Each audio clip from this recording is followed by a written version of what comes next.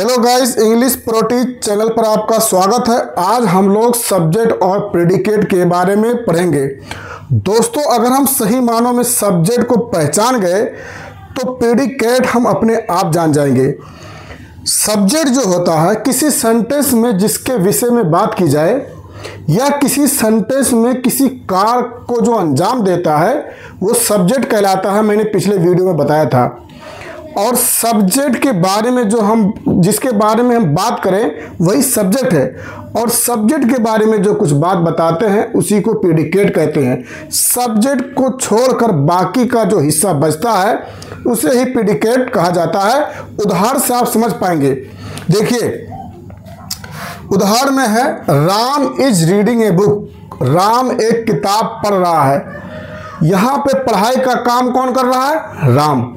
तो जो किसी काम को करता हो, किसी वाक्य में काम का करने वाला ही सब्जेक्ट होता है, तो राम हो गया सब्जेक्ट। और उसके अलावा जो रेस्ट पार्ट है, जो बाकी का बचा हुआ हिस्सा, वो प्रेडिकेट है। जैसे इज रीडिंग ए बुक, वो प्रेडिकेट है।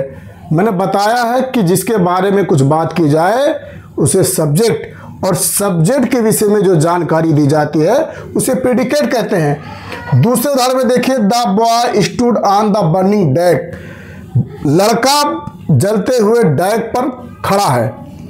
तो बात किसकी हो रही है? यहां पे लड़के की। तो लड़का हो गया, द बॉय हो गया सब्जेक्ट, और जो रेस्ट बाकी का हिस्सा stood on the burning deck, ये हमारा प्रेडिकेट है। तीसरे बात में देखिए, the singing of bird delight us. चिड़ियों की चहचहाना वो हमको प्रसन्न करती है। तो बात किसकी हो रही है? चिड़ियों की चहचहाने की। तो द सिंगिंग ऑफ बर्ड। सबसे बड़ी परेशानी यह है कि ज़्यादातर बच्चे ये सोचते हैं कि जो हमारा सब्जेक्ट है वो एक वर्ड में हमेशा होता है। ऐसा नहीं है। हमारा सब्जेक्ट एक वर्ड में भी हो सकता है, दो वर्ड में भी हो सकता है, यहाँ तक कि पूरी लाइन जो होती है वो सब्जेक्ट में आ जाती है कभी कभी। देखें इस वाक्य में द सिंगिंग ऑफ बर्ड, यहाँ पे द सिंगिंग ऑफ बर्ड ये हमारा सब्जेक्ट है। क्यों? क्योंकि बात हो रही है चिड़ियों की चहचहाने की। सिर्फ चिड़िया की बात नहीं हो रही है, चिड़िया की चहचहाने की बात हो रही है।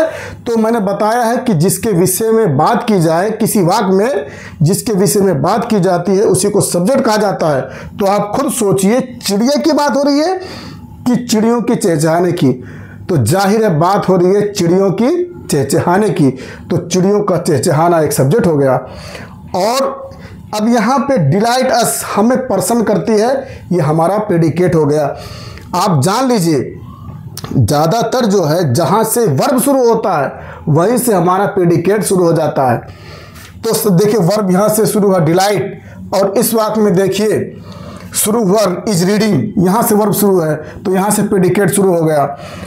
अब फिर यहाँ पे देखिए, अब हम नीचे वाले में वाक्य में देखेंगे, वी ईट मैंगो।